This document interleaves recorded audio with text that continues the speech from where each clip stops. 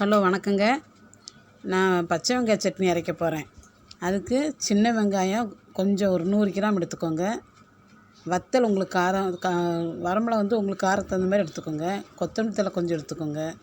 தக்காளி ஒரு 4 தக்காளி, புளி கொஞ்சோண்டு, எல்லாத்தையும் பச்சையாக வச்சு பெருங்காயத்தூள் எல்லாத்தையும் பச்சையாக வச்சு மிக்ஸியில் போட்டு அரைங்க. பூண்டு கொஞ்சம் போட்டுக்கோங்க. போட்டு எல்லாத்தையும் மிக்ஸியில் போட்டு பச்சையாகவே அரைங்க. அரைச்சி நல்லெண்ணெய் ஊற்றுங்க. எண்ணெய் கொஞ்சம் கொஞ்சம் ஊற்றிக்கோங்க. ஒரு 2 ஸ்பூன் ஊற்றிக்கோங்க. கடுகு கருப்பில் போட்டு தாளிங்க. தாளித்து இந்த சட்னி அரைச்சிங்கல்ல, அதை எடுத்து அந்த வடை சட்டியில் ஊற்றுங்க. ஊற்றி நல்லா கிண்டி விடுங்க. நல்லா கொதிக்கட்டும். நல்லா கொதித்து நல்லா தண்ணியெல்லாம் வற்றணும்.